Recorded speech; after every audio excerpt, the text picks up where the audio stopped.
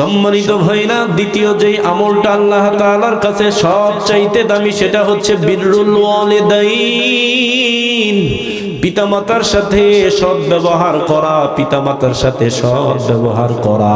হুমা জান্নাতুকা ওয়া নারুকা, বাবা মাই হলো জান্নাতের দরজা, বাবা মাই হচ্ছে জাহান্নামে ঢোকার দরজা। আমরা এই দুইটা দরজাকে আমরা ঠিক মতো সেবা করি না, ডানে যাই বামে যাই, পীর সাহেবের পায়ে গিয়ে সেজদা লাগাই, অথচ বাবা মা দিনের পর দিন না খেয়ে থাকে। এরকম বদমাইশ আছে না নাই? সম্মানিত ভাইরা, যেই সন্তানের উপর পিতা নারাজ, আল্লাহ ওই সন্তানের উপর নারাজ। যেই সন্তানের উপর মা নারাজ, ওই সন্তানের উপর আল্লাহ নারাজ। যেই সন্তানের উপর পিতা মাতারা নারাজ হবে, ওই সন্তানের জন্য আব্দুল কাদের জিলানী রহমাতুল্লাহি আলাইহির মতো বড় পীর সাহেবরাও যদি দোয়া করে, আল্লাহর দরবারে ওই সন্তানকে জান্নাতে নিতে পারবে না। কথা বলেন ঠিক কিনা? এই জন্য সম্মানিত ভাইরা, আমরা পিতামাতার খেদমত করার চেষ্টা করব।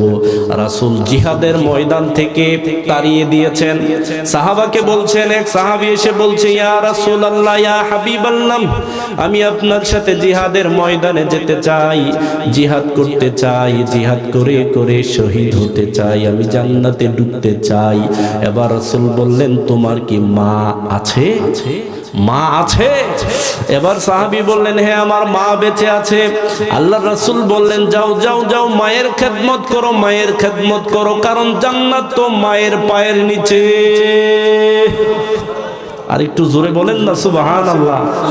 তাহলে জান্নাত মায়ের পায়ের নিচে। জিহাদের ময়দানে সাহাবা যেতে চায়, জিহাদের ময়দানে আল্লাহর রাসূল তাকে যেতে দেয় না, তাকে মায়ের খেদমত করতে বলে। তাহলে এবার আপনারা বলেন তো, মায়ের খেদমতের দাম কম নাকি বেশি? নবী করিম সাল্লাল্লাহু আলাইহি ওয়াসাল্লাম জান্নাতে ঢুকলেন। জান্নাতে ঢুকার পরে শুনলেন কে যেন কুরআনুল কারীম তেলাওয়াত করছে। এবার ফেরেশতাদেরকে বললেন, ও ফেরেশতারা, জান্নাতের মধ্যে কোরআন পড়ে এই লোকটা কে? এত সুন্দর করে জান্নাতের মধ্যে কোরআন পড়ে এই লোকটা কে? কোন আমলের কারণে এসেছে জান্নাতে কোরআন পড়ছে? এবার ফেরেশতারা জবাব দেয়, ইয়া রাসূলুল্লাহ, ইয়া হাবিবাল্লাহ, এই লোকটার নাম হচ্ছে নুমান ইবনে হারেস। নুমান ইবনে হারেস কি করতো? কোন আমলের কারণে জান্নাতে এসেছে? জান্নাতের মধ্যে কোরআন পড়ছে কোন আমলের কারণে? এবার ফেরেশতারা জবাব দেয়, ইয়া রাসূলুল্লাহ, ইয়া হাবিবাল্লাহ, এই লোকটা দুনিয়াতে তার মায়ের সাথে খুব ভালো ব্যবহার করত। সম্মানিত ভাইরা, হারেসা ইবনে নুমান, নুমান যদি মায়ের সাথে ভালো ব্যবহার করার কারণে, মায়ের খেদমত করার কারণে, মায়ের সাথে সৎ আচরণ করার কারণে জান্নাতের মধ্যে ঢুকে কোরআন পড়তে পারে, বলেন তো আমরাও যদি আমাদের মা বাবা যাদের বেঁচে আছে তাদের সাথে যদি আমরা সৎ ব্যবহার করি, তাদের খেদমত করি, তাদের সন্তুষ্টি যদি আমরা অর্জন করতে পারি, বলেন তো আমাদেরকেও আল্লাহ মাফ করে জান্নাত দিতে পারে কিনা? সবাই বলেন পারে কিনা? এই জন্য সম্মানিত ভাইরা, আজকের এই তাফসীর কোরআন মাহফিল থেকে আপনাদের কাছে অনুরোধ, যাদের মা আছে বাবা আছে খেদমত করবেন। বাবা মা খুশি হয়ে গেলে আমার আল্লাহ আপনার উপর খুশি হয়ে যাবে। এদেশের মানুষগুলো ভুল করে, অনেক মুসলমানের সন্তান ভুল করে, বাবা মা বছরের পর বছর ফল ফ্রুট, শীতের সিজনে আপেল কমলা কিচ্ছু খেতে পায় না, অথচ এই লোকটাই যখন পীরের দরবারে যায় তখন কেজি কেজি আপেল কমলা বেদেনা নিয়ে যায়। এরকম মুসলমান আছে না নাই? তোমার কপাল পোড়া, তুমি কিছুই বুঝো না। ওই লোকটাকে তুমি খুশি করো, অথচ যেই জন্ম দিল, যেই মা বাবা তোমাকে এত বড় করলো, সেই মা বাবার মুখে হাসি ফুটানোর ইচ্ছা তোমার নাই। তার মানে তোমার কপাল তুমি নিজেই পুড়ে ফেলেছ। আমরা এখানে যারা আছি মুসলমান, যাদের মা বাবা বেঁচে আছে, আমরা আমরা তাদের খেদমত করব। আর যদি বেঁচে না থাকে আমরা তাদের জন্য চোখের পানি ছেড়ে ছেড়ে একজনের কাছে দোয়া করব। বলেন তিনি কে? সম্মানিত ভাইরা, আমরা যদি আমাদের মা বাবার জন্য আল্লাহর কাছে দোয়া করি, বলেন তো আল্লাহ আমাদের মা বাবার মর্যাদা বাড়াইতে পারে কিনা? কথা বলেন না কেন, বাড়াইতে পারে কিনা? সম্মানিত ভাইরা, আমি যে কথাটা বলছিলাম, এজন্য সন্তান হিসাবে আমরা পিতামাতার জন্য পিতামাতার সাথে সৎ ব্যবহার করব, খেদমত করব। আল্লাহ রাসূলুল্লাহ সাল্লাল্লাহু আলাইহি ওয়াসাল্লাম বলেন, জান্নাতের মধ্যে আল্লাহ এক ব্যক্তির মর্যাদা বাড়ায়, মর্যাদা বাড়ায়। জান্নাতের মধ্যে ঢুকছে, মর্যাদা বাড়ে। এবার ওই লোকটা আল্লাহর কাছে বলল, আল্লাহ জান্নাতের মধ্যে মর্যাদা বাড়াচ্ছেন কি কারণে? এই সওয়াব তো আমি করি নাই। জান্নাতের মধ্যে যে আপনি আমার এত মর্যাদা দিচ্ছেন, এটার কি কারণ? আমি তো এই আমল করি নাই। তখন আল্লাহ তাআলা জবাব দেয় হাদিসে কুদসি। হাদিসে কুদসির মধ্যে আল্লাহ তাআলা বলেন, বিস্তিগফারি ওয়ালাদিকালা, ও আমার গোলাম শোনো, তুমিও যদি আমলটা করতে পারো নাই, কিন্তু দুনিয়াতে যেই সন্তান তুমি রেখে এসেছো, ওই সন্তান তোমার জন্য দোয়া করে, আর সেই দোয়ার কারণে আমি আল্লাহ তাআলা জান্নাতের মধ্যে তোমার মর্যাদা বাড়াইয়া দে। সম্মানিত ভাইরা, সন্তানের দোয়ার কারণে জান্নাতের মধ্যে মর্যাদা বেড়ে যায় পিতামাতার। সন্তানের কারণে পিতামাতার মর্যাদা বেড়ে যাবে কিয়ামতের ময়দানে। সন্তানের দোয়ার কারণে পিতামাতার কবরের আযাবটাও মাফ হয়ে যায়। সুবহানাল্লাহ বলেন।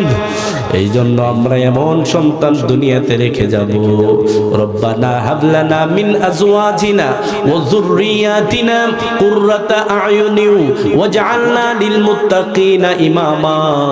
এমন সন্তান রেখে যাব, এমন সম্পদ দুনিয়াতে রেখে যাব, যেই সম্পদ সন্তান দেখলে আমাদের চোখ জোড়ায়। রব্বি হাবলি মিনাস সলিহিন। নেক সন্তান দুনিয়াতে রেখে যাব। নেক সন্তান যদি আমরা দুনিয়াতে রেখে যেতে পারি, তাহলে কবরে শান্তি পাবো, কিয়ামতের ময়দানে সম্মান পাবো, জান্নাতের মধ্যে আমাদের মর্যাদা বেড়ে যাবে। সুবহানাল্লাহ। কাজে এরকম সন্তান রেখে যাওয়ার দরকার আছে না নাই? কথা বলেন, আছে না নাই? এই সন্তান, সৎ সন্তান কোথায় তৈরি হয়?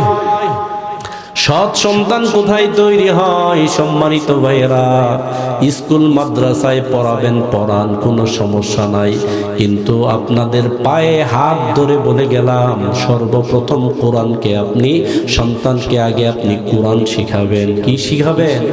কোরআন শিখাবেন। কোরআন শিখাবেন, হাদিস শিখাবেন। ন্যূনতম ইসলামের প্রাথমিক জ্ঞানটুকু সন্তানকে আপনি দিবেন। আপনার সন্তান যদি ইসলামের প্রাথমিক জ্ঞান পায়, ফরজিয়াত জ্ঞানটুকু যদি আপনার সন্তান পায়, ওই সন্তান যখন আপনি আমি দুনিয়া থেকে বিদায় নিব, আমার মতো হুজুর, সুপার হুজুরের মতো হুজুর ফের ইমাম দিয়ে জানাজা পড়াইলে হৃদয় থেকে দরদ আসে না। কিন্তু নিজের সন্তান যখন পিতা মাতার সামনে দাঁড়িয়ে যাবে, বলেন তো ওই সন্তানের হৃদয়ের মধ্যে পিতা মাতার জন্য দরদের কারণে চোখে পানি আসবে কিনা? সম্মানিত ভাইরা, এজন্য এমন সন্তান দুনিয়াতে আমরা রেখে যাব, যেই সন্তান আমাদের মৃত্যুর পর আল্লাহর কাছে দোয়া করতে পারে। কিন্তু এমন সন্তান রেখে যাব না যেই সন্তান বছরের পর বছর চলে যায়, মাসের পর মাস চলে যায়, সন্তান আল্লাহর জন্য দোয়া করে না। বলেন, এরকম সন্তান দুনিয়াতে আছে না নাই? উপস্থিত সম্মানিত মুসল্লিয়ানে কিরাম, দিনদার মুসলমান ভাই বোনেরা, পর্দার অন্তরালে মা এবং বোনেরা, যে যেখান থেকেই শুনছেন, সর্বপ্রথম সেই মহান আল্লাহ রাব্বুল আলামিনের পবিত্র শাহী দরবারে হৃদয় নিংড়ানোর সমস্ত প্রেম ভালোবাসা মিশ্রিত করে তারই শিখানো ভাষায় কালেমাতু শুকর শুকরিয়া আদায় করে বলছি আলহামদুলিল্লাহ। আমরা বলছি রব্বানা লাকাল হামদ হামদান কাসীরান তাইয়িবান মুবারাকান ফীহি ইয়া রাব্বি লাকাল হামদু কামা ইয়ানবাগী লিজালালি ওয়াজহিক ওয়া আযীমি সুলতানিক। প্রশংসা করলাম কার? একটা আওয়াজ করতে হবে, সবাই বলেন প্রশংসা করলাম কার? সব সময় প্রশংসা করব কার? খাওয়ার পরে প্রশংসা করব কার? ঘুম থেকে ওঠার পরে প্রশংসা হবে কার? জামা পরিধান করে প্রশংসা করব কার? লাভ আছে না নাই? হ্যাঁ আছে না? তাফসীরুল কোরআন মাহফিল আমরা কোরআন থেকে বলবো, হাদিস থেকে বলবো ইনশাআল্লাহ। সব সময় আল্লাহর প্রশংসা করার চেষ্টা করবে। লাভটা হবে কি? নবী করিম সাল্লাল্লাহু আলাইহি ওয়াসাল্লাম বলেন, মান আকালা তুআমান ফাকালা আলহামদুলিল্লাহ, যে ব্যক্তি খাবার খাওয়ার পরে আল্লাহর প্রশংসা করে বলে আলহামদুলিল্লাহ, আল্লাহ রাসূল বলেন এইটুকুন বলার কারণে ওই বান্দার বিগত জিন্দেগীর যত সগীরা গুনাহ আছে আল্লাহ তাআলা মাফ করে দেন। আর একটু আওয়াজ দিয়ে বলেন না সুবহানাল্লাহ।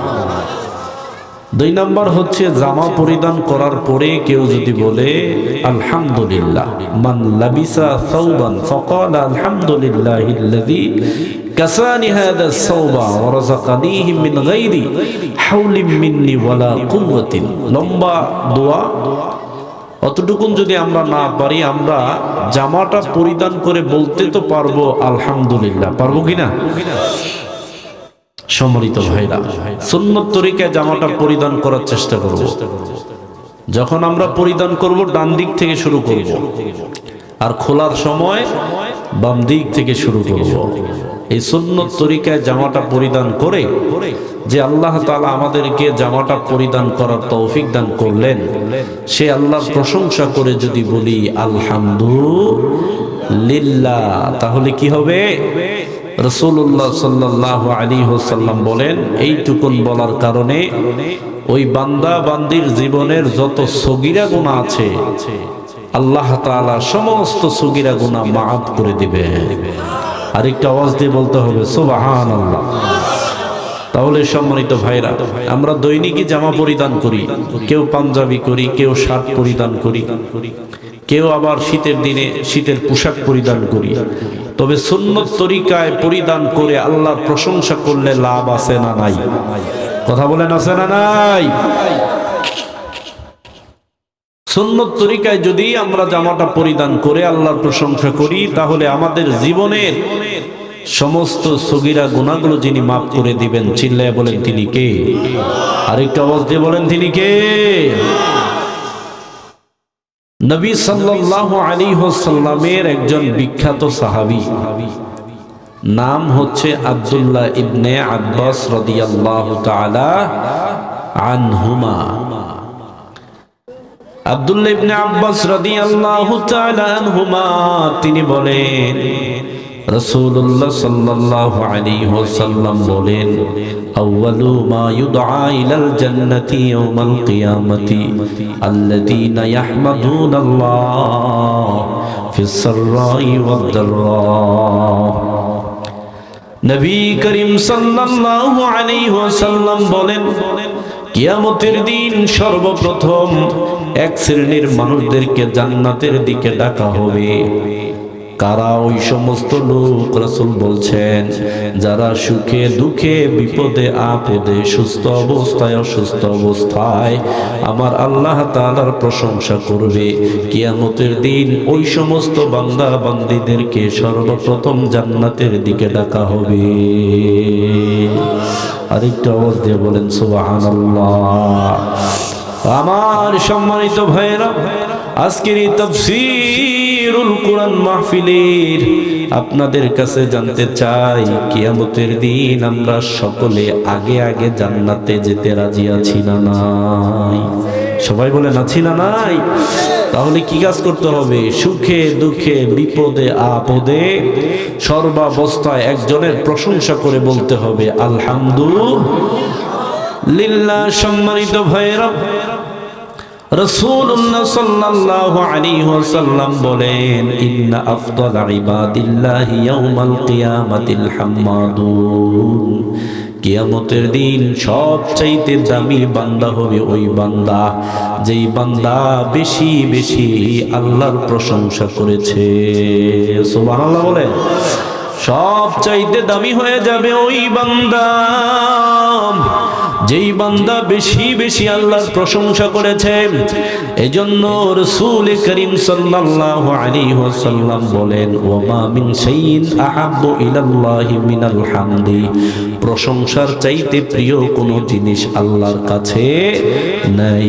এজন্য প্রত্যেক নামাজের মধ্যে আল্লাহ তাআলা সূরাতুল হামদ সেট করে দিয়েছেন। সুবহানাল্লাহ বলেন। আলহামদু সূরা ছাড়া নামাজ হবে না। যে কোনো নামাজই আপনি পড়েন না কেন, সূরাতুল হামদ অবশ্যই পড়া লাগবে। রাসূলুল্লাহ সাল্লাল্লাহু আলাইহি ওয়াসাল্লাম বলেন, আল্লাহ তাআলা এই সূরাতুল হামদ প্রত্যেক নামাজের মধ্যে কেন দিলেন? কারণ আল্লাহ তাআলা তার বান্দার মুখ থেকে প্রশংসা শুনতে বেশি ভালোবাসে। সুবহানাল্লাহ বলেন। বান্দা যখন আল্লাহর প্রশংসা করে আলহামদুলিল্লাহ বলে, রাসূলুল্লাহ সাল্লাল্লাহু আলাইহি ওয়াসাল্লাম বলেন, বান্দা যখন আল্লাহর প্রশংসা করে আলহামদুলিল্লাহ বলে, রাসূল বলেন তামলাআন, আল্লাহ তাআলা একবার বান্দা আলহামদুলিল্লাহ বলার কারণে আল্লাহ তাআলা ওই বান্দার জন্য মিজানের পাল্লাকে নেকি দ্বারা পরিবর্তন, নেকি দ্বারা ভরপুর করে দেয়। সুবহানাল্লাহ বলেন। আত-তুহুরু শাতরুল ঈমান ওয়াল হামদুলিল্লাহি তামলাউল মিজান। একবার যদি কেউ আলহামদুলিল্লাহ বলে, রাসূল বলেন ওই বান্দার জন্য আল্লাহ মিজানের পাল্লাটাকে ভরপুর করে দেন। আর এই আলহামদুলিল্লাহর সাথে কেউ যদি সুবহানাল্লাহ লাগায়, কি লাগায়? তার মানে সুবহানাল্লাহি ওয়াল হামদুলিল্লাহ কেউ যদি এইটুকুন বলে, রাসূল বলেন তামলাআনি আও তামলাউ মা বাইনাস সামাই ওয়াল আরদ। রাসূলুল্লাহ সাল্লাল্লাহু আলাইহি ওয়াসাল্লাম বলেন, কোন বান্দা বান্দি যদি সুবহানাল্লাহি ওয়াল হামদুলিল্লাহ বলে, আল্লাহ তাআলা ওই বান্দা বান্দির জন্য আসমান এবং জমিনের মাঝখানে যতটুকুন ফাঁকা জায়গা আছে, যতটুকুন দূরত্ব আছে, সমস্ত দূরত্ব, সমস্ত ফাঁকা জায়গা সমপরিমাণ নেকি দ্বারা তার আমলনামা ভরে দেয়। আরেকটু আওয়াজ দিয়ে বলতে হবে সুবহানাল্লাহ। আমরা তো জানি না আসমান থেকে জমিনের দূরত্ব কত। রাসূলুল্লাহ সাল্লাল্লাহু আলাইহি ওয়াসাল্লামের সাহাবী আব্দুল্লাহ ইবনে আব্বাস রাদিয়াল্লাহু তাআলা আনহুমা থেকে বর্ণিত, রাসূলুল্লাহ সাল্লাল্লাহু আলাইহি ওয়াসাল্লাম একদিন সাহাবাদেরকে জিজ্ঞাসা করলেন, হাল তাদরুনা কাম বাইনাস সামাই ওয়াল আরদ, ও আমার সাহাবারা তোমরা কি জানো কিনা আসমান এবং জমিনের মধ্যে কত দূরত্ব আছে, তোমরা জানো কিনা? এবার সাহাবায়ে কেরাম রাদিয়াল্লাহু তাআলা আনহুম বললেন, আল্লাহু ওয়া রাসূলুহু আ'লাম, আল্লাহ এবং তার রাসূলই ভালো জানে। জমিন থেকে আসমানের দূরত্ব কত এটা আমাদের চাইতে আল্লাহ এবং তার রাসূলই ভালো জানে।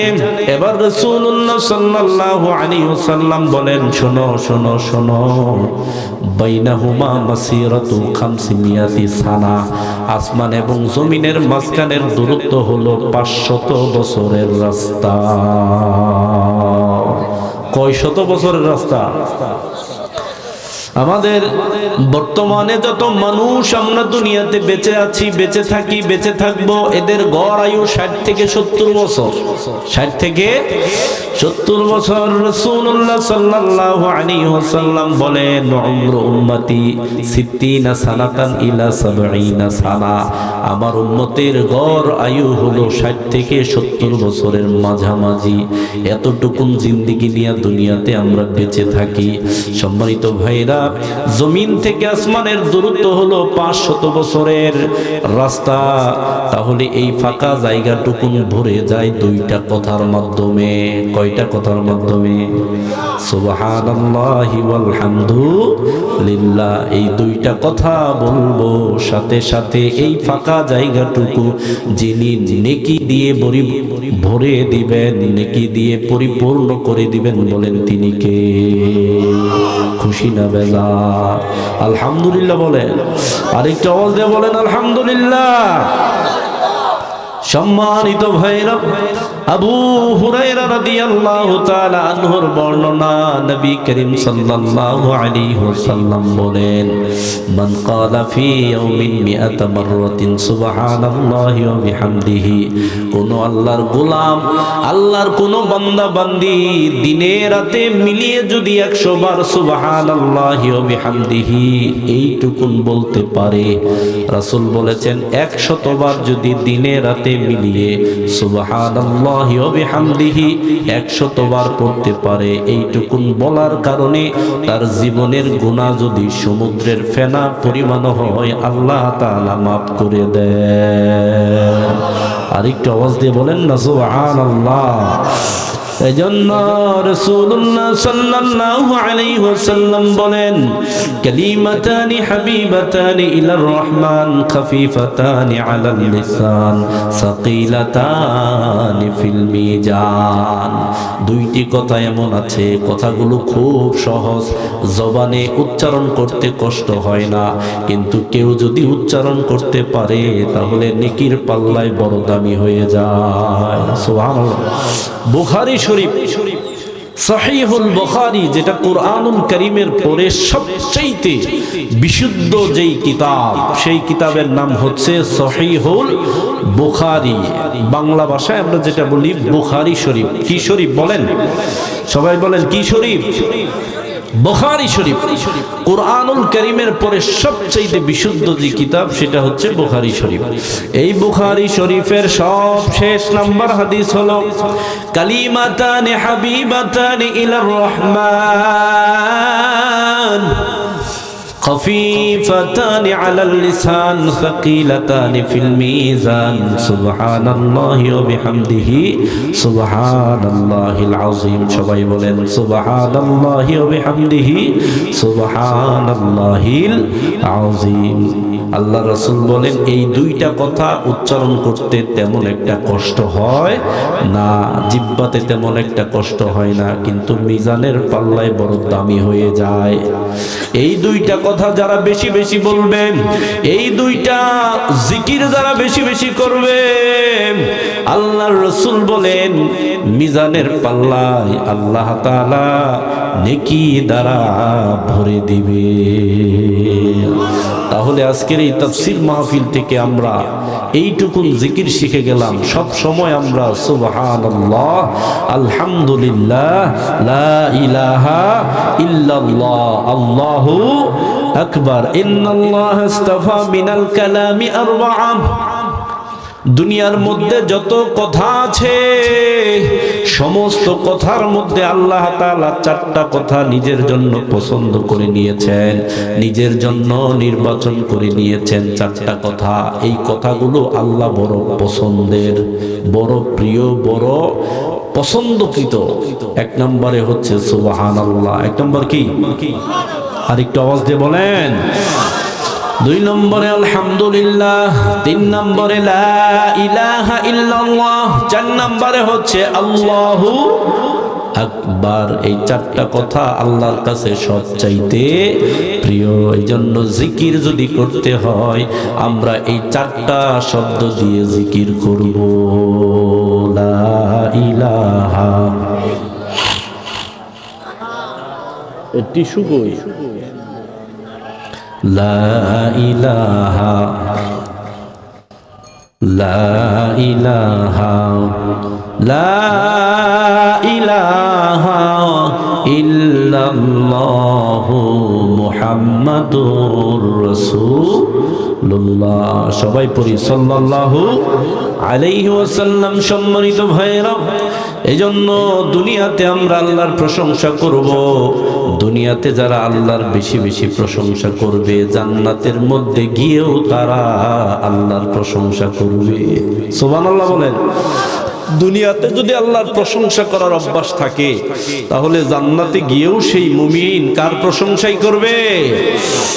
আল্লাহ তাআলা বলেন, ওয়াকালুল হামদুলিল্লাহিল্লাযী সাদাকানা ওয়া'দাহু وأورثنا الأرض نتبوأ من الجنة حيث نشاء فنعم أجر العاملين।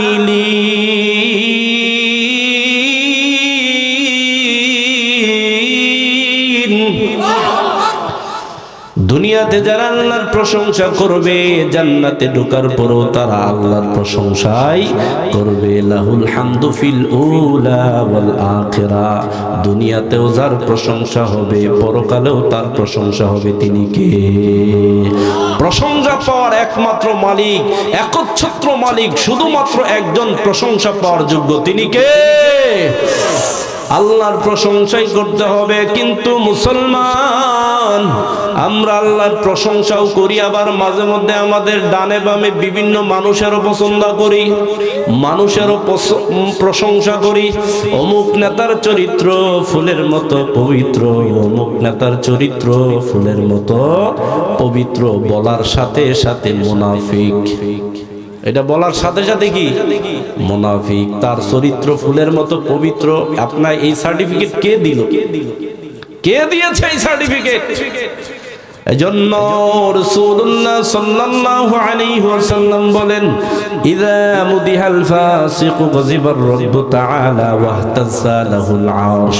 কোন ফাসিক পাপী মানুষের প্রশংসা যখন আল্লাহর সাথে সাথে আল্লাহর আরশটা পর্যন্ত ওই পাপী মানুষের প্রশংসা করার কারণে কাঁপতে থাকে।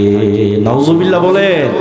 কারণ যেই ব্যক্তি যেই প্রশংসার যোগ্য না, তাকে যদি সেই প্রশংসা করা হয় এটাকে বলে এক প্রকার মুনাফিকি। কথা বলেন ঠিক কি না?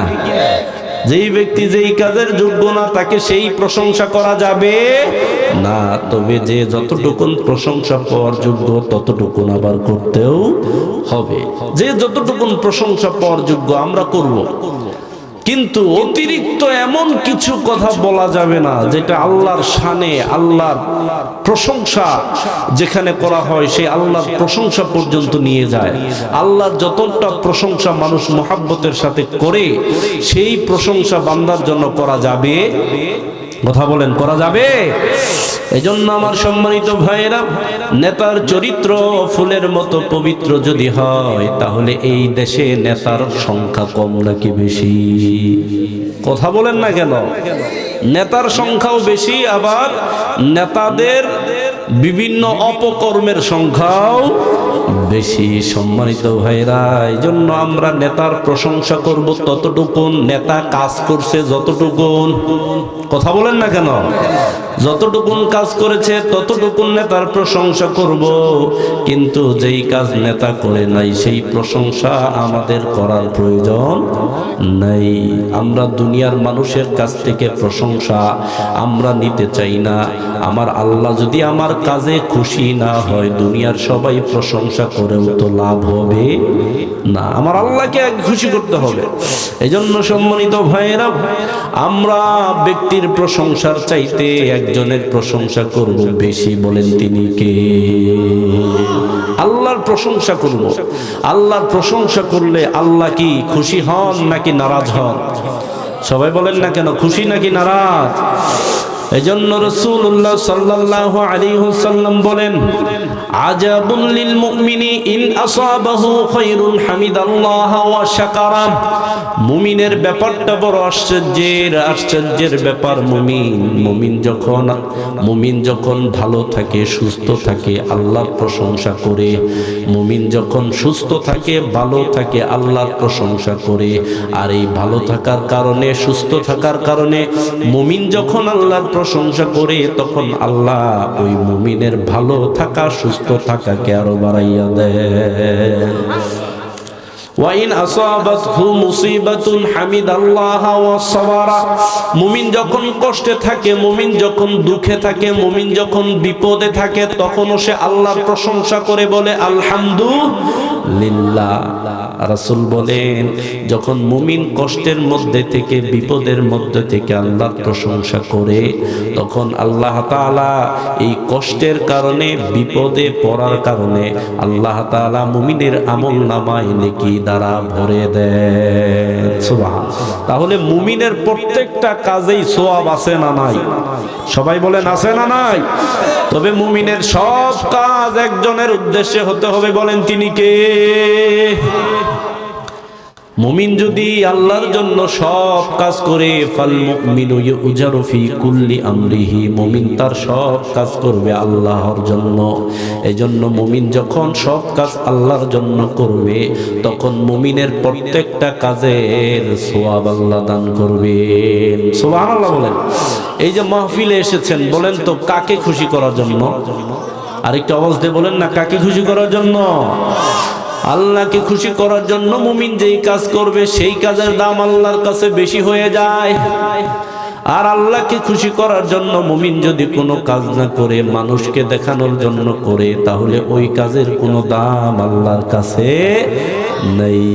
ক্বালা ইবনুল মুবারক, হযরতে আব্দুল্লাহ ইবনে মুবারক রাহমাতুল্লাহি আলাইহি সুন্দর একটা কথা বলেছেন, রুব্বা আমালিন সাগীরিন তুকাসসিরুহুন নিয়াহ ওয়া রুব্বা আমালিন কাসীরিন তুসাগগিরুহুন নিয়াহ। হযরতে আব্দুল্লাহ ইবনে মুবারক রাহমাতুল্লাহি আলাইহি সুন্দর একটা কথা বলেছেন, অনেক ছোট ছোট আমল নিয়তের কারণে অনেক বড় হয়ে যায়। আরেকটু আওয়াজ দিয়ে বলেন না সুবহানাল্লাহ। অনেক ছোট ছোট আমল নিয়তের কারণে বড় হয়ে যায়, আল্লাহর কাছে দামি হয়ে যায়, পাহাড় সমান হয়ে যায়। আবার অনেক বড় বড় বড় আমল নিয়তের কারণে আল্লাহর কাছে খুব ছোট হয়ে যায়, খুব ছোট হয়ে যায়। এমন ছোট হয় আল্লাহ ওই কাজের বিনিময়ে কোনো সওয়াব দান করেন না। নাউজুবিল্লাহ বলেন। তাহলে সব কাজ যদি আল্লাহর জন্য করা হয়, বলেন সেই কাজের দাম আছে না নাই? একটু আওয়াজ দিয়ে বলেন না, আছে না নাই? সম্মানিত ভাইরা, আমরা দৈনিকই কোনো না কোনো রাস্তা দিয়ে চলাচল করি।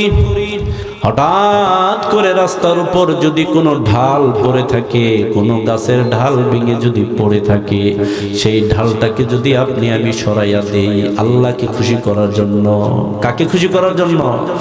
এই রাস্তা দিয়ে কত মানুষ চলাচল করে, মসজিদে মুসল্লিরা আযান হওয়ার পড়ে যায়, এই রাস্তা দিয়ে কত মানুষ চলাচল করে। আমরা যদি রাস্তা থেকে ডাল সরাইয়া দেই আল্লাহকে খুশি করার জন্য, মুসলমানের যাতে কষ্ট না হয় এই উদ্দেশ্যে যদি ডাল সরাইয়া দেই, আল্লাহ তাআলার কাছে বলেন তো এই আমলের দাম আছে না নাই? হাদিসের মধ্যে পাওয়া যায়, আল্লাহকে খুশি করার জন্য যদি কোনো মুসলমান রাস্তা থেকে ডাল সরাইয়া দেয়, এর কারণেও আল্লাহ ওই বান্দাকে মাফ করে দিয়ে জান্নাত দিতে পারে। আরেকটা আওয়াজ দিয়ে বলেন না সুবহানাল্লাহ। আবার এরকম অনেক মানুষ আছে কোটি কোটি টাকা দান করে, উদ্দেশ্য মানুষের কাছ থেকে সুনাম কামানোর জন্য। কি কামানোর জন্য? জনপ্রিয়তা অর্জন করার জন্য, সুনাম সুখ্যাতি কামানোর জন্য যদি কেউ কোটি কোটি কোটি টাকা খরচ করে মানুষের কাছ থেকে, জনগণের কাছ থেকে সুনাম কামানোর জন্য, এই টাকাগুলো দান করার কারণে আল্লাহ তাআলা ওই ব্যক্তির আমলনামায় কোনো সওয়াব দান করেন না। কারণটা কি? এক লোক রাস্তা থেকে ডাল সরাই দিল, বিনিময়ে জীবনের গুনাহ মাফ হয়ে যায়, আবার জান্নাতে যাওয়ার কারণ হয়। আবার এমনও কিছু লোক আছে যারা কোটি কোটি টাকা খরচ করে কিন্তু কোনো সওয়াব হয় না, কারণ তার নিয়তের মধ্যে গন্ডগোল। কথা বলেন ঠিক কি না? আমাদের দেশে মুসলমান কুরবানির সময় দেখা যায় বড় বড় গরু জবাই করে, আবার কিছু মানুষ আছে ছাগল জবাই করে। আছে না নাই? কথা বলেন আছে না নাই? আপনারা কি আমার কথা বুঝতেছেন? আজকেই কিন্তু শেষ।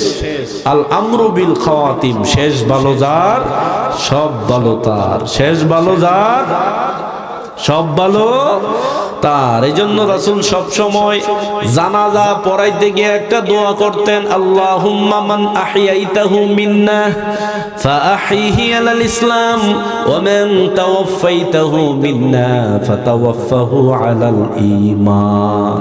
হে আল্লাহ, যতদিন বাঁচায় রাখবা ততদিন আমাদেরকে মুসলিম হিসেবে বাঁচায় রাখো। আমিন বলেন। যতদিন বেঁচে থাকবো ইসলামের উপর বেঁচে থাকবো, মুসলিম হিসাবে বেঁচে থাকবো। আর যেদিন মালাকুল মউত এসে যাবে, আমার আপনার জীবনের শেষ বিদায় হয়ে যাবে, বলেন তো সেদিন ঈমানের সাথে আল্লাহর কাছে যাওয়ার দরকার আছে না নাই? সারা জীবন আমরা ইসলাম মানলাম, মুসলমান ছিলাম, কিন্তু মৃত্যুর সময় যদি আমাদের ঈমান নসিব না হয়, বলেন সারা জীবনের এই ইসলাম মানার কি কোনো দাম আছে? কথা বলেন না কেন? কোনো দাম নাই। এই জন্য শেষ ভালো যার, কথা বলেন না কেন? শেষ ভালো যার, সব ভালো তার। 3 দিন ব্যাপী তাফসীরুল কোরআন মাহফিলের আজকেই শেষ দিন। কালকে এখানে চাইলেও আমাকে আপনারা ডেকে পাবেন না, কালকে চাইলেও এখানে তাফসীর মাহফিল হবে না, শেষ। এই জন্য আজকের এই শেষ রজনীতে আমাদেরকে সুন্দরভাবে আল্লাহকে খুশি করার জন্য এখানে উপস্থিত হওয়া দরকার আছে না নাই? সুন্দরভাবে সমাপ্ত করে আমরা আমাদের ঈমানের পরিচয় দিব ইনশাআল্লাহ। তো শেষ পর্যন্ত আমরা থাকবো না ভাগবো? কারা কারা ভাগবেন হাত তুলে দেখান। দেখছেন অবস্থা? এতক্ষণ এই মাইকলেট কই বাবাজি? আপনি যে হাত তুলছেন চলে যাবেন? আল্লাহ, এই লোক যে হাত তুলছে, হ্যাঁ থাক, আলহামদুলিল্লাহ বলেন। দুনিয়ার কেউ মনের খবর না জানলেও একজন জানে, তিনি কে? কিছু কিছু ভুল আল্লাহর কাছে খুব ভালো লাগে, এই জন্য ভুল হিসাবে হাদিসে আছে। হাদিসের মধ্যে এসেছে, এক লোক তার উট হারানোর কারণে অনেকক্ষণ খোঁজাখুঁজি করার পরে যখন উট ফেরত পেয়েছে, তখন খুশির আনন্দে আত্মহারা হয়ে সে বলেছিল, আল্লাহুম্মা আনতা আবদি ওয়া আনা রাব্বুক, হে আল্লাহ তুমি আমার বান্দা, আমি তোমার রব। কথাটা কি সোজা না উল্টা? কিন্তু হাদিসের কিতাবে এইভাবেই আছে, এবং যতদিন হাদিসের কিতাব থাকবে এটা এইভাবেই থাকবে। সুবহানাল্লাহ বলেন। এই উল্টা জিনিস যদিও বান্দা উল্টা বলেছে, কিন্তু এইটা দ্বারা বান্দা কি বুঝাতে চায় দুনিয়ার কেউ না বুঝলে একজন বুঝে, বলেন তিনি কে? আমার সম্মানিত ভাইরা, যারা হাত তুলেছেন যাওয়ার জন্য, মূলত তারা যাওয়ার জন্য হাত তোলেন নাই, থাকার জন্য তুলেছে। কথা বলেন ঠিক কিনা? সম্মানিত ভাইরা, আজকেই শেষ, আল আমরু বিল খাওয়াতিম। এই জন্য সারা জীবন আমরা ইসলামের পথে চলব, ইসলামের পক্ষে থাকব, ইসলামের জন্য কাজ করে যাব। প্রয়োজনে শরীরের জীবনের শেষ রক্তটুকু ইসলামের জন্য, মুসলমান হিসাবে আল্লাহর জন্য, রাসূলের জন্য, কোরআনের জন্য জমিনে বিলিয়ে দিব। তারপরও আমরা আমাদের ইসলামকে বিক্রি করব না, ঠিক কিনা? আমার সম্মানিত ভাইরা, সময় এসেছে সিদ্ধান্ত নেওয়ার। ডানে বামে দেখার দিন শেষ, আগামীর দিন হবে কোরআন হাদিসের বাংলাদেশ। রাজি আছেন কিনা মুসলমান? কারা কারা রাজি? দুহাত তুলে দেখান। নারায়ে তাকবীর, লিল্লাহি তাকবীর। আমার সম্মানিত ভাইরা, এই জন্য যেহেতু আজকে শেষ দিন, আমরা আল্লাহকে খুশি করার জন্য ইনশাআল্লাহ তাআলা এই মাহফিলকে সাফল্য মণ্ডিত করব। সবাই বলেন ইনশাআল্লাহ। তাহলে শেষ ভালো যার, সব ভালো তার। মুমিনের আমলের উপর ভিত্তি করে, তার নিয়তের উপর ভিত্তি করে আমলের দাম কম বেশি হয়। কোটি কোটি টাকা দান করে একটা সওয়াব হয় না, কারণ তার নিয়তের মধ্যে কি আছে? গন্ডগোল আছে, বেজাল আছে। এত বড় তাফসীর মাহফিল আমরা করেছি, বলেন তো দুনিয়ার কাউকে খুশি করার জন্য না, একজনের খুশির জন্য করেছি, তিনি কে? তার মানে বোঝা গেল, আপনারা মানুষ যত কম হন অথবা না আসেন, এর থেকেও যদি কম হন, উদ্দেশ্য যদি আল্লাহর জন্য হয়, বলেন এই মাহফিল আল্লাহ কবুল করতে পারে কি পারে না? সবাই বলেন পারে কি পারে না? কিন্তু আল্লাহর জন্য যদি আমরা না করি, তাহলে কি হবে?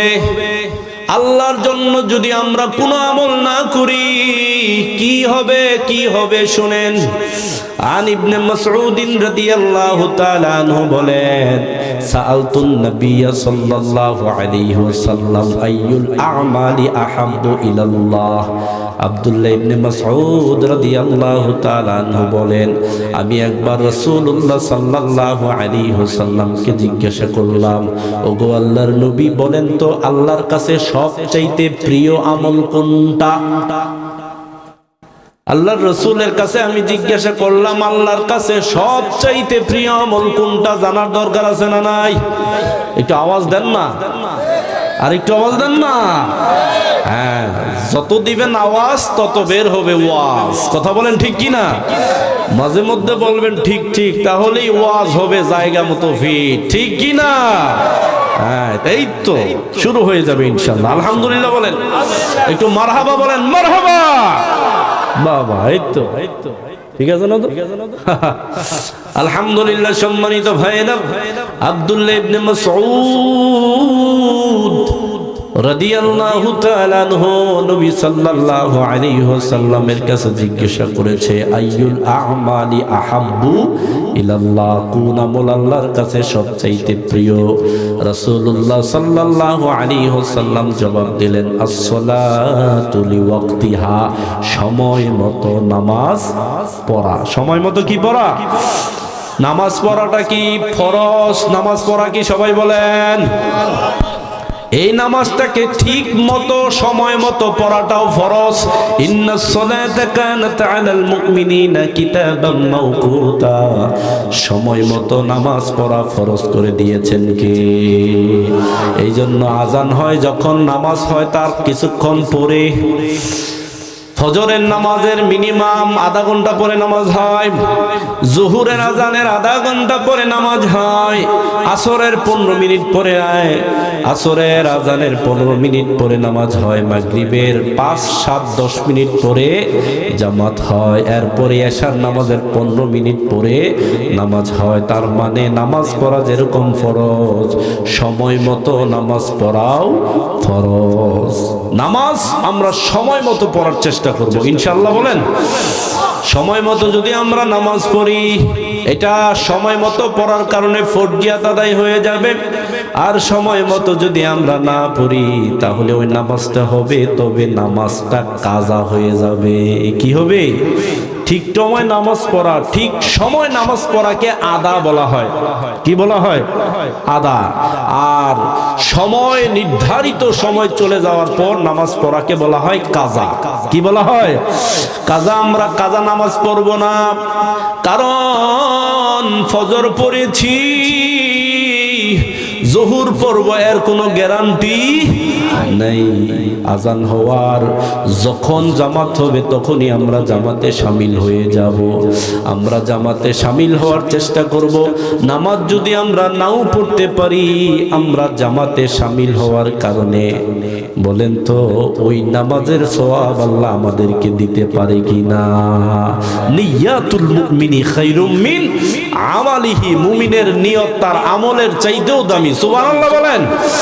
এই জন্য রমজান মাসে রোজা আগে নাকি নিয়ত আগে? হ্যাঁ, নিয়ত আগে। আপনারা তাফসীর বুঝেন না? বুঝতেছেন আপনারা? কষ্ট হইতেছে আপনাদের? একটু তাকবীর দেন, নারায়ে তাকবীর। আর নারায়ে তাকবীর, লিল্লাহি তাকবীর। আমার সম্মানিত ভাইরা, নিয়াতুল মুমিনি খায়রুম মিন আমালিহি, মুমিনের নিয়ত তার আমলের চাইতেও বড় দামি। এজন্য রমজান মাসে রোজার আগে আমরা নিয়ত করি, ঠিক কি না? সাহারি খাওয়ার পরেই আমরা কি করি? নিয়ত করি। নিয়তের দাম বড় দামি। কাজেই সম্মানিত ভাইরা, নামাজ আমরা যেহেতু পড়ি, বলেন তো নামাজটা সময় মতো পড়ার দরকার আছে না নাই? আল্লাহর কাছে 3টা আমল সবচাইতে প্রিয়। নাম্বার 1, আস-সালাতু লিওয়াক্তিহা, সময় মতো নামাজ পড়া আল্লাহর কাছে সবচাইতে প্রিয়। সুবহানাল্লাহ বলেন। আরেকটু আওয়াজ দিয়ে বলেন সুবহানাল্লাহ। আল্লাহ যেহেতু সময় মতো নামাজ পড়াটাকে পছন্দ করেন, কাজেই আল্লাহর পছন্দ পূরণ করা বান্দা হিসাবে আমাদের দরকার আছে না নাই? আর একটু আওয়াজ দিয়ে বলেন, আছে না নাই? এজন্য সম্মানিত ভাইয়েরা, আজকের এই তাফসীরুল কোরআন মাহফিল থেকে আমরা ওয়াদা করলাম যতদিন বেঁচে থাকবো সময় মতো নামাজ পড়বো ইনশাআল্লাহ। সবাই বলেন ইনশাআল্লাহ।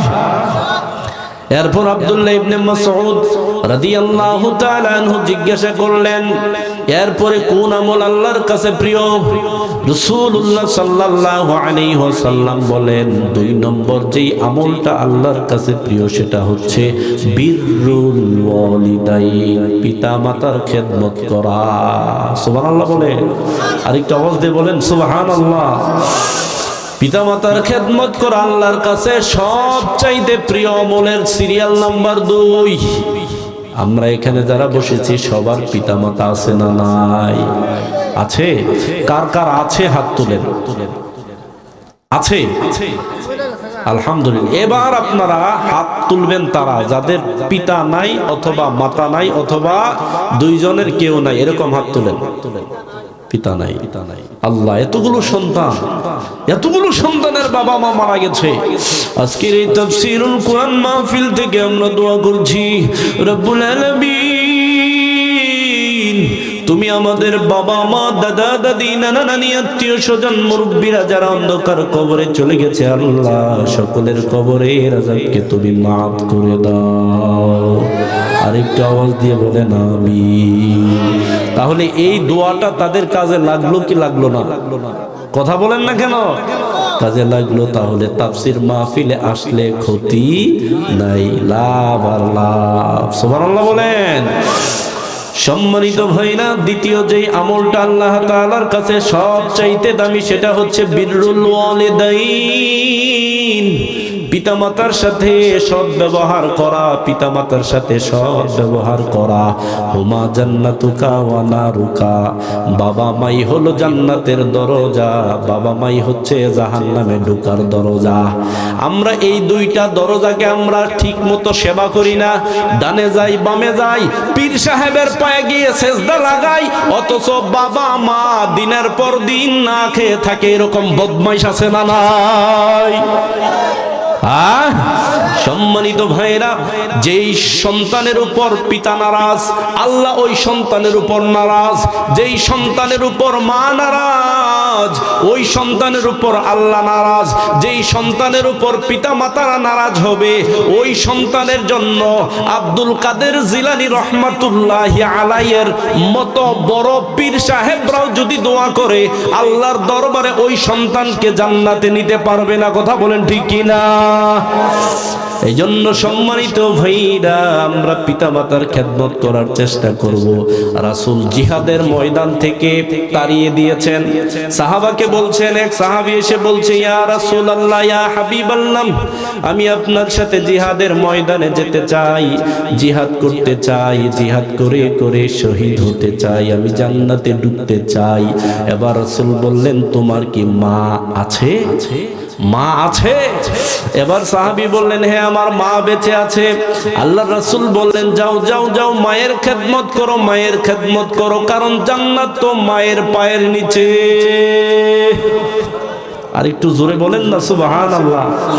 তাহলে জান্নাত মায়ের পায়ের নিচে। জিহাদের ময়দানে সাহাবা যেতে চায়, জিহাদের ময়দানে আল্লাহর রাসূল তাকে যেতে দেয় না, তাকে মায়ের খেদমত করতে বলে। তাহলে এবার আপনারা বলেন তো, মায়ের খেদমতের দাম কম নাকি বেশি?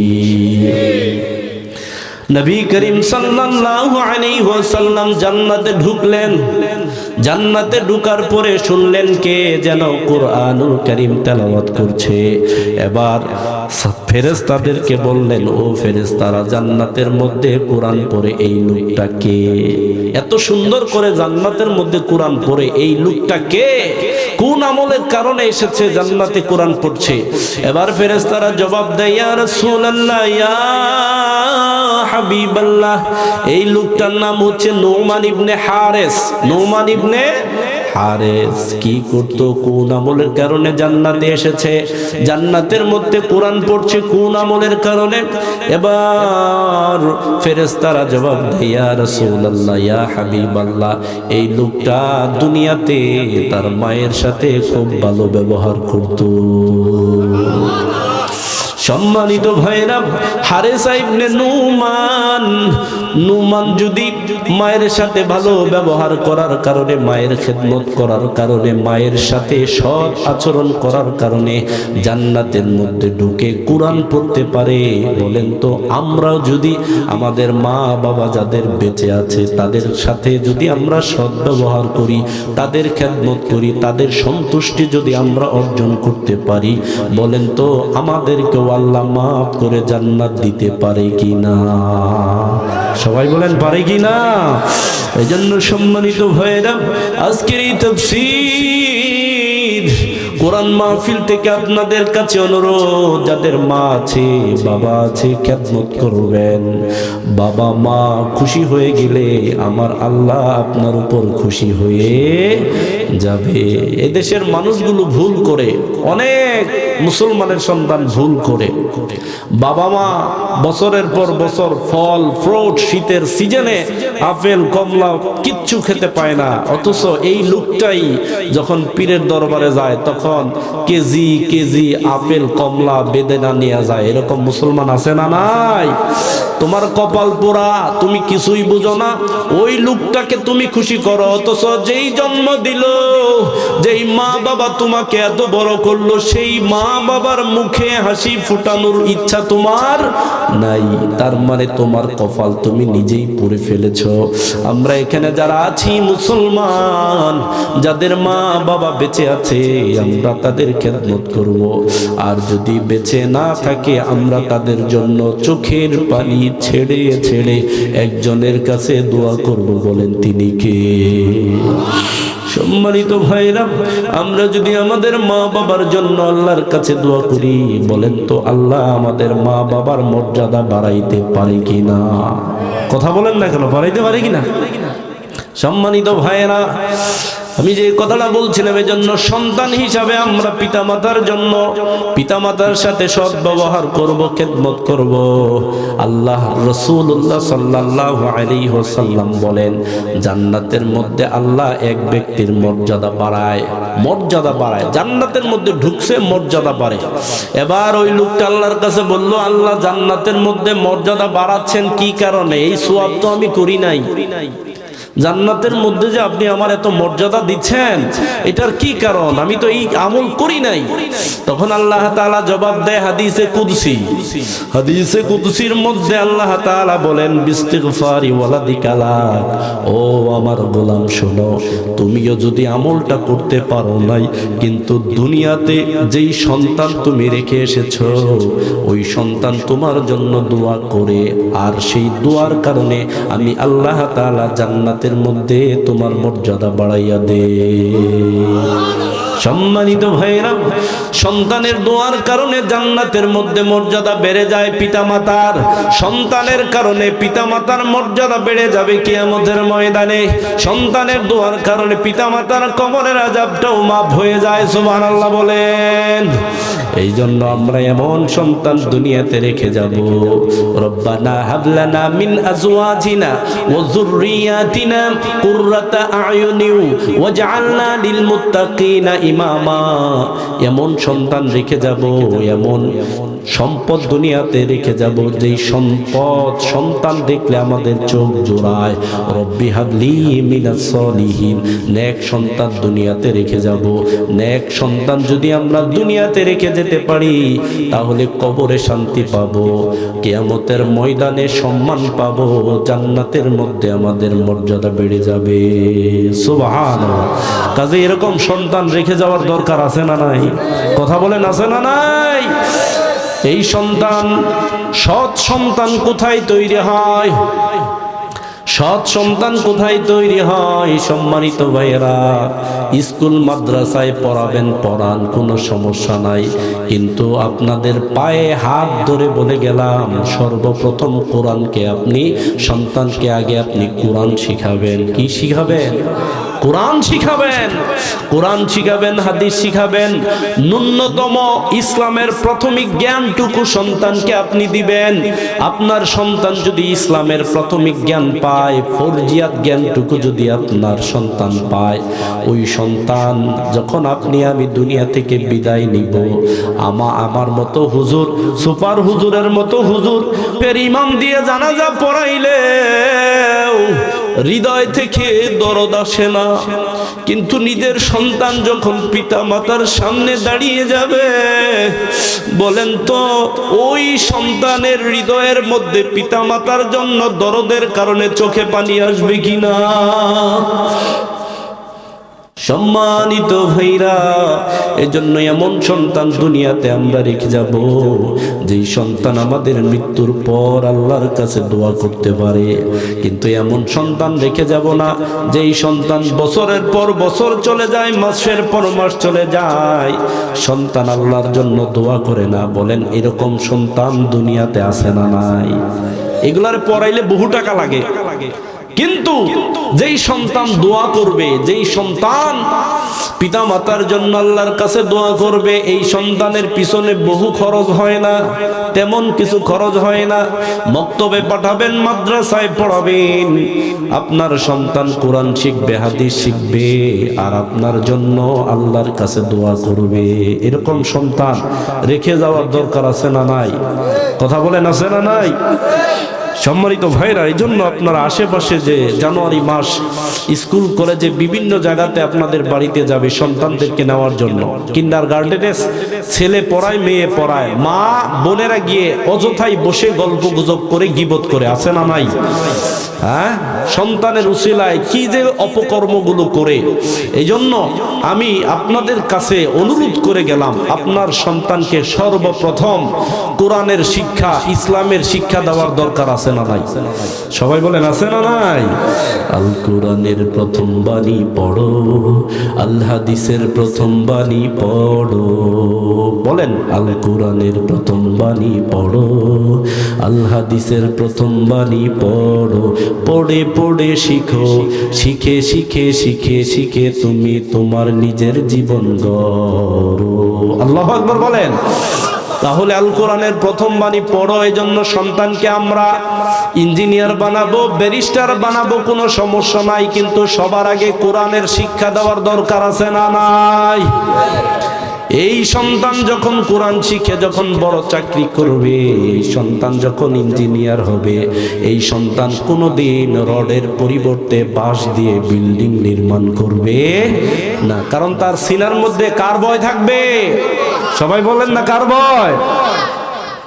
আল্লাহর ভয় না থাকার কারণে এই দেশের বহু শিক্ষিত কুশিক্ষিত মানুষ, অনেক বড় শিক্ষিত, অনেক ডক্টর, মাঝে মধ্যে আল্লাহর শানে বেয়াদবি করে, আছে না নাই? সবাই বলেন, আছে না নাই? আবার 5 পাস কিছু কিছু বদমাইশ আছে, এরাও আল্লাহর শানে বেয়াদবি করে। কারণ কি? এদের সিনার ভিতরে কোরআন নাই, কোরআনের সঠিক বুঝ নাই। না থাকার কারণে তারা দলিল দেয়, কুল আউযু বিরাব্বিন নাস, মালিকিন নাস, ইলাহিন নাস, মিন শাররিল ওয়াসওয়াসিল খান্নাস, আল্লাযী ইউওয়াসওয়িসু ফি সুদুরিন নাস মিনাল জিন্নাতি ওয়ান নাস। এই সব জায়গায় আন-নাস শব্দের ব্যবহার করেছেন কে? আন-নাস শব্দের অর্থ কি? মানুষ। কিন্তু কোরআনের জ্ঞান না থাকার কারণে, ইসলামের সঠিক ব্যাখ্যা না জানার কারণে এক শ্রেণীর মানুষ এই নাস শব্দ দ্বারা বোঝাতে চায় যে আল্লাহ নাচতে বলেছেন। নাউজুবিল্লাহ বলেন না, আল্লাহ নাকি নাচতে বলেছেন। হ্যাঁ, এত লাফাজ কেন রে তোরা, এত লাফাজ কেন? লাফাইয়া আল্লাহ রে পাইলে আগে পাইতো ব্যাং। আরে ঠিক কয় না, জোরে কন। হ্যাঁ, লাফাইয়া যদি আল্লাহ রে পাইতো আগে কি পাইতো? ব্যাং। ব্যাঙে লাফায় কম নাকি বেশি? তো ব্যাং কি আল্লাহর ওলি হইছে? কিন্তু এই বাংলাদেশে সবই সম্ভব। ব্যাং রহমতুল্লাহি আলাইহির মাজার এদেশের মানুষ বানাইতে পারে, সবই বানাইতে পারে। সম্মানিত ভাইরা, এই জন্য এই যে কুল আউযু বিরাব্বিন নাস মালিকিন নাস ইলাহিন নাস, এই সূরার মধ্যে 5 বার আল্লাহ নাস শব্দের ব্যবহার করেছেন। এই নাস শব্দের অর্থ 5 জায়গায় 5 রকম অর্থ। এক জায়গায় মানুষ, আরেক জায়গায় যুবক, আরেক জায়গায় শিশু। এই অর্থে আল্লাহ তাআলা ব্যবহার করেছেন। কিন্তু এই নাস শব্দ দ্বারা কেউ যদি নাসার দলিল দেয়, বলেন এই কোরআন জানে নাকি কোরআন জানে না? কিচ্ছুই জানে না, অথচ এরা আমাদের দেশের বড় বড় লোকের প্রিয় মানুষ। আমার সম্মানিত ভাইয়েরা, আল্লাহর শানে কথা বললে এদেশের নেতাদের গায়ে লাগে না, কিন্তু এই সমস্ত নেতাদেরকে দেখা যায় এই সমস্ত আউল ফাউল বাউলদের পক্ষে কথা বলে, ঠিক কিনা? এই সমস্ত নেতাদেরকে আমরা চিনে ফেলেছি। তোমাদের দ্বারা দেশ ও জাতির উন্নয়ন হয় না, দুর্নীতি হয়, দুর্নীতি হয়। কাজেই আগামীতে আমরা সিদ্ধান্ত নিব কোন দুর্নীতি বা বদমাইশের পক্ষে আমরা যাব ভালো মানুষদের পক্ষে। রাজি আছেন কিনা? সম্মানিত ভাইয়েরা, ভালো মানুষ আছে যেখানে, ভালো মানুষ ভালো জায়গায় গিয়ে যত কাজ করবে, আপনি তাকে যে চেয়ারটাকে পাইয়ে দিলেন, ওই জায়গায় বসে যত ভালো কাজ করবে, ওই লোকটা যত সওয়াব পাবে, অটোমেটিক্যালি আল্লাহ আপনার আমলনামায় সওয়াব দান করবে। সুবহানাল্লাহ। আরেকটু আওয়াজ দিয়ে বলেন না সুবহানাল্লাহ। আর যাই লোকটাকে আপনি চেয়ারে বসাইলেন, চেয়ারে বৈশা সর্বপ্রথম খায় বিড়ি, এরপরে মদ, এরপরে নারী, এরকম নেতা আছে না নাই? সম্মানিত ভাইরা, বিবেক নষ্ট হয়ে গেলে কিছু করার নাই। ফাআলহামাহা ফুজুরাহা ওয়া তাকওয়াহা। বিবেকের কারণে কিয়ামতের দিন আল্লাহর কাঠগড়ায় দাঁড়াতে হবে। গরুকে কিয়ামতের দিন গরুর কোনো বিচার হবে না, এরপরে ছাগলের কোনো বিচার হবে না, এরপরে হাঁস মুরগির কোনো বিচার হবে না। তবে হাদিসের মধ্যে পাওয়া যায়, যদি কোনো শক্তিশালী ছাগল দুর্বল ছাগলকে গুতা দেয়, তাকে কিয়ামতের দিন একটা গুতা দিয়ে শেষ করে দেওয়া হবে, এইটুকুন। কিন্তু বছরের পর বছর দাঁড়িয়ে কোনো গরু হিসাব দেওয়া লাগবে কোনো হাদিসে নাই। ছাগলকে বছরের পর বছর দাঁড়িয়ে হিসাব দেওয়া লাগবে কোনো হাদিসে নাই।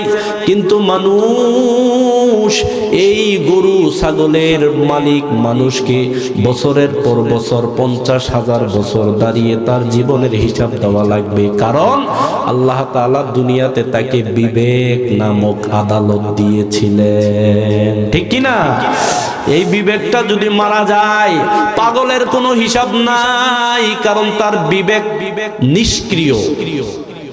শিশুর কোনো হিসাব নাই, ঘুমন্ত মানুষের কোনো হিসাব নাই, কিন্তু জাগ্রত মানুষের হিসাব আছে না নাই?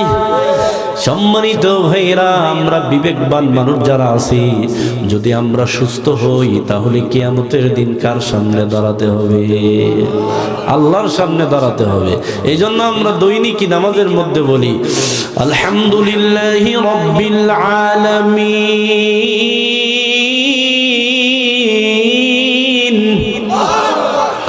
আর রহমানির রহিম মালিকি ইয়াউমিদ্দিন।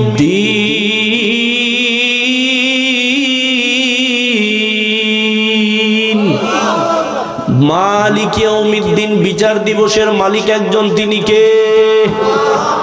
আপনি কি বলছেন? আপনি কি বুঝেন? আপনিও বলেন মালিক ইয়াউমিদ্দিন। যে ব্যক্তি জালেম সেও বলে মালিক ইয়াউমিদ্দিন, যে ব্যক্তি মাজলুম সেও বলে মালিক ইয়াউমিদ্দিন। মানে কি? দুনিয়াতে হয়তো দুর্বল মানুষ বিচার পায় না, কিয়ামতের দিন সেই বিচারটা আল্লাহ পাইয়ে দিতে পারে কিনা? অত সহজে বিবেককে নষ্ট করে আপনি যদি পাগল হন, আপনার কোনো হিসাব নাই। কিন্তু যদি মাথার ভিতরে গিলু থাকে, তাহলে আপনাকে সিদ্ধান্ত নিতে হবে আপনি কি করছেন। আপনি কি করছেন, আপনি কি করবেন, আপনি কাকে, আপনি কার সাথে চলবেন। মানুষ চিনা যায় তার বন্ধুর কারণে, এই লোকটা কার সাথে চলে। এবার মুসলমান আপনাদের কাছে জানতে চাই, যেই গাছে আম ধরে বলেন তো সেই গাছের নাম কি? সবাই বলেন না কেন? আর যেই গাছে কাঁঠাল ধরে সেই গাছের নাম কি? যেই গাছে জাম ধরে সেই গাছের নাম কি? ফল দেখে গাছ চেনা যায়। আর আপনি কার সাথে চলেন, আপনি কার সাথে চলেন? আপনি যদি কোনো ভালো মানুষের সাথে চলেন তাহলে নিঃসন্দেহে আপনি ভালো মানুষ, কথা বলেন ঠিক কিনা? আর যদি আপনি গাঁজাখোরের সাথে চলেন, মদখোরের সাথে চলেন, চরিত্রহীন মানুষের সাথে চলেন, তার মানে বোঝা গেল আপনি যতই টুপি লাগান, দাড়ি লাগান, যতই জুব্বা পরেন, আপনার ভিতরে সমস্যা আছে না নাই? সম্মানিত ভাইরা, কি করব, মানুষ আহে না, কুকুরে আইছে ওয়া শুনবার। আল্লাহ কুকুরকে হেদায়েত দান করুন, সবাই বলেন আমিন। তাও কয় আমিন। আল্লাহ গো, কোন দেশাই লা ইলাহা। কুকুরকে হেদায়েত দিয়ে লাভ কি? হেদায়েত আমাদের জন্য দরকার। কুকুরকে আল্লাহ হেদায়েত দান করুন। তো যাই হোক, আলহামদুলিল্লাহ, এই সমস্ত প্রাণী, যত প্রাণী আল্লাহ সৃষ্টি করেছেন, সমস্ত প্রাণীর ভিতরে কুকুর কি হালাল না হারাম? কথা বলেন না কেন, হালাল না হারাম? তো এর হেদায়েতের দরকার নাই। কিন্তু এই কুকুরের চাইতেও আমাদের সমাজে এরকম নিকৃষ্ট মানুষ আছে না নাই? কথা বলেন, আছে না নাই? যারা ভালো দেখেও যারা মানে না, সত্য দেখেও যারা সত্য গ্রহণ করে না। আল্লাহ তাআলা বলছেন, যারা হক দেখেও যারা হক মানে না, সত্য দেখেও যারা সত্য গ্রহণ করে না, এরা কুকুর কি কুকুরের চাইতেও খারাপ, ঠিক কি না? তাহলে কুকুরের চাইতেও খারাপ আছে। সম্মানিত ভাইরা, আমরা আলোচনা করছিলাম তিনটা জিনিস আল্লাহর কাছে প্রিয়। কয়টা জিনিস? সবাই বলেন না কেন, কয়টা?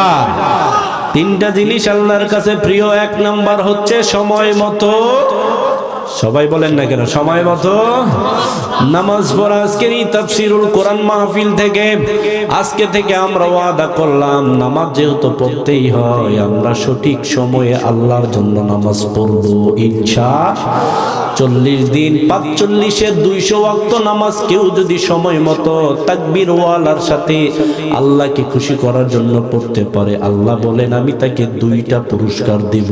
সুবহানাল্লাহ বলেন।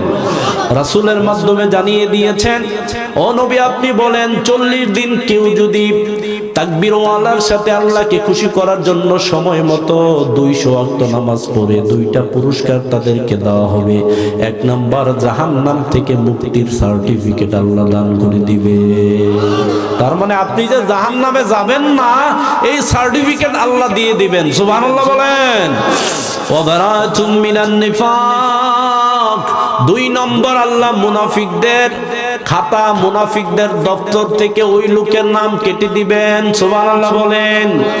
তাহলে আজকের এই তাফসীরুল কোরআন মাহফিল থেকে আমরা ওয়াদা করছি, মিনিমাম 200 ওয়াক্ত নামাজ আগামী কাল ফজর থেকে সময় মতো আল্লাহকে খুশি করার জন্য পড়ার চেষ্টা করব ইনশাআল্লাহ।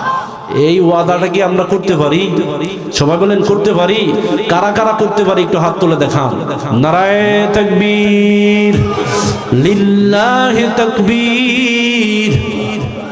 আপনারা যদি এই ওয়াদার উপর আমল করতে পারেন, তার মানে আজকের এই মাহফিল আল্লাহ কবুল করে নেবেন। সুবহানাল্লাহ বলেন। তাহলে সময় মতো আমরা নামাজ পড়বো আল্লাহকে খুশি করার জন্য। 2 নম্বর হচ্ছে বিররুল ওয়ালিদাইন, পিতামাতার খেদমত করব, পিতামাতার খেদমত করব, পিতামাতার সেবা করব। পিতামাতার সেবা করলে দুনিয়ার কেউ যদি খুশি না হয়, একজন খুশি হবে, বলেন তিনি কে? আরেকটু আওয়াজ দিয়ে বলেন তিনি কে? আল্লাহ খুশি হয়ে যাবে।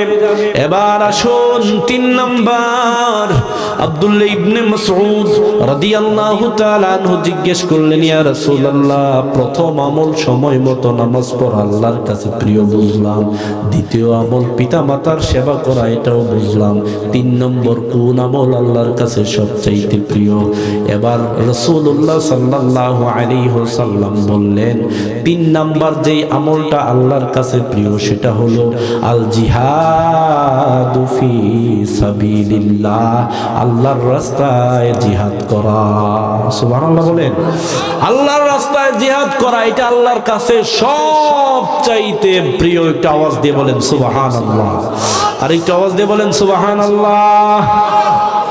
তবে জিহাদ করতে হবে কাকে খুশি করার জন্য? আরেকটা আওয়াজ দিয়ে বলেন না, কাকে খুশি করার জন্য? তার মানে কালকে ছুরি দাও তরবারি নিয়ে জিহাদ করবেন নাকি? জিহাদ করা হলো রাষ্ট্রীয়ভাবে যেদিন হুকুম আসবে সেদিন। কথা বলেন ঠিক কি না? সম্মানিত ভাইয়েরা, হাদিসের মধ্যে 3টা আমল সবচাইতে প্রিয় বলা হয়েছে। 1 নাম্বার সময় মতো নামাজ পড়া, সবাই বলেন সময় মতো। 2 নম্বর পিতা মাতার খিদমত করা, 3 নম্বর আল্লাহর রাস্তায় জিহাদ করা। এই 3টা আমল আল্লাহর কাছে সবচাইতে প্রিয়। সুবহানাল্লাহ বলেন। তাহলে হাদিস দ্বারা বোঝা গেল জিহাদ আল্লাহর কাছে সবচাইতে প্রিয় আমল। কিন্তু এই জিহাদ যদি আল্লাহকে খুশি করার জন্য না হয় তাহলে এই আমলটাও আল্লাহর দরবারে কবুল হয় না। কথা বলেন না কেন? কবুল হয়। এবার জিহাদ যদিও আল্লাহর কাছে সবচাইতে প্রিয় আমল, এই জিহাদ করতে হবে কাকে খুশি করার জন্য? আল্লাহকে খুশি করার জন্য। এখন যদি কেউ আল্লাহকে খুশি করার জন্য জিহাদ না করে তাহলে তার আমলনামায় কোনো সওয়াব হবে? কথা বলেন, সওয়াব হবে? এবার আসেন হাদিসে যাই। আন আবি উমামা রাদিয়াল্লাহু তাআলা আনহু قال جاء رجل الى النبي صلى الله عليه وسلم, হযরত আবু উমামা রাদিয়াল্লাহু তাআলা আনহুর বর্ণনা, রাসূলুল্লাহ সাল্লাল্লাহু আলাইহি ওয়াসাল্লামের কাছে এক ব্যক্তি আসলো। আসার পরে জিজ্ঞাসা করলো, ইয়া রাসূলুল্লাহ, আরাইতা রাজুলান গাজা ইয়ালতামিসুল আজরা ওয়া যিকরা মা লাহু। ইয়া রাসূলুল্লাহ, ওই ব্যক্তির ব্যাপারে আপনি কি বলেন যে ব্যক্তি আল্লাহর রাস্তায় জিহাদ করে সওয়াবের আশায়, সুনামের আশায়, 2টা জিনিস চায়, সওয়াব চায়, সুনাম চায়, এই ব্যক্তির ব্যাপারে আপনি কি বলেন? একটু আওয়াজ দিয়ে বলেন। জিহাদ করে 2টা জিনিসের আশায়। কয়টা জিনিসের আশায়? 2টা। 1 নম্বরে কি? সওয়াব। 2 নম্বরে কি? সুনাম। এই ব্যক্তির ব্যাপারে আপনি কি বলেন? রাসূলুল্লাহ সাল্লাল্লাহু আলাইহি ওয়াসাল্লাম বললেন, শোনো শোনো শোনো, যেই লোকটা সোয়াবের আশা এবং সুনামের আশার, জনপ্রিয়তার জন্য, বীর উত্তম হওয়ার জন্য, বীর বিক্রম হওয়ার জন্য, বীর শ্রেষ্ঠ হওয়ার জন্য, বীর বিক্রম, বীর প্রতীক হওয়ার জন্য জিহাদ করে, মানুষ তাকে বড় বীর বলবে, বড় যোদ্ধা বলবে। এই নিয়তে যারা আল্লাহর রাস্তায় জিহাদ করে, লা শাইআ লাহু, ওই ব্যক্তির জন্য কোনো সওয়াব আল্লাহ দিবেন না। কোনো সওয়াব নাই। অথচ জিহাদ কিন্তু আল্লাহর রাস্তায় সবচেয়ে প্রিয়। কিন্তু এই লোকটা রাসূলের সাথে যদি জিহাদ করে, আর আইতা রাজুলান গাজা, গাজা এবং সারিয়ার ভিতরে পার্থক্য আছে। গাজা হচ্ছে ওই যুদ্ধ যেই যুদ্ধে সরাসরি রাসূল হাজির থাকে। সুবহানাল্লাহ বলেন। আরেকটা আওয়াজ দিয়ে বলেন সুবহানাল্লাহ। আর সারিয়া হচ্ছে ওই যুদ্ধ যেই যুদ্ধে রাসূল সরাসরি হাজির না থাকলেও রাসূলের পরামর্শ হয়, সেই যুদ্ধকে বলা হয় সারিয়া। আর যেই যুদ্ধে রাসূল সরাসরি হাজির থাকে সেই যুদ্ধকে বলা হয় গাজা। এক লোক এসে বলতেছে, ইয়া রাসূলুল্লাহ, যেই যুদ্ধে আপনি সরাসরি হাজির, আপনি সেনাপতির দায়িত্ব পালন করছেন, এই জিহাদে যদি আমি জিহাদ করি, শত্রুর বিরুদ্ধে যদি আমি লড়াই করি, করতে করতে যদি আমি শহীদ হয়ে যাই, তাহলে আল্লাহকে আমাকে সওয়াব দিবেন আর সুনাম দিবেন? তখন এই লোকটার প্রশ্নের জবাবে রাসূল বললেন, না না না, লা শাইআ লাহু, জিহাদ করতে হবে একমাত্র আল্লাহর জন্য, আল্লাহকে খুশি করার জন্য। কোন সুনামের আশায়, সুখ্যাতির আশায় জিহাদ করা যাবে না। তাহলে হাদিস দ্বারা প্রমাণিত যে জিহাদের মতো বড় আমল করেও লোকটার আমল নামায় সওয়াব হচ্ছে না। কারণ ওই যে সুনাম চায়, জনপ্রিয়তা চায়, মানুষ তাকে অনেক বড় বীর বলবে, যোদ্ধা বলবে, এইটুকু নিয়তের গরমিলের কারণে জিহাদের মতো বড় আমল করেও সে সওয়াব থেকে বঞ্চিত হচ্ছে। তার মানে বোঝা গেল সব আমল একমাত্র, কেবলমাত্র, শুধুমাত্র একজনের জন্য করতে হবে। বলেন তিনি কে?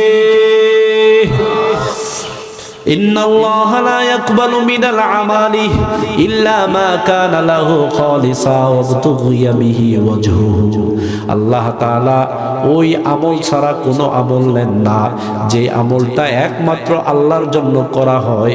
ওই আমল ছাড়া আল্লাহর কাছে অন্য কোনো আমল যায় না। তার মানে বোঝা গেল আমরা আমাদের জীবনের সব আমল একমাত্র একজনকে খুশি করার জন্য করব। বলেন তিনি কে? আরেকটু আওয়াজ দিয়ে বলেন তিনি কে? আজকের এই তাফসীরুল কোরআন মাহফিল যদি আল্লাহর সন্তুষ্টির জন্য হয়ে থাকে, মানুষ কম হওয়া বেশি হওয়া মাহফিলের সফলতা নয়। এই মাহফিলটা আল্লাহকে খুশি করার জন্য করছে কিনা এইটার উপর ভিত্তি করে সফলতা নির্ভর করে, ঠিক কিনা?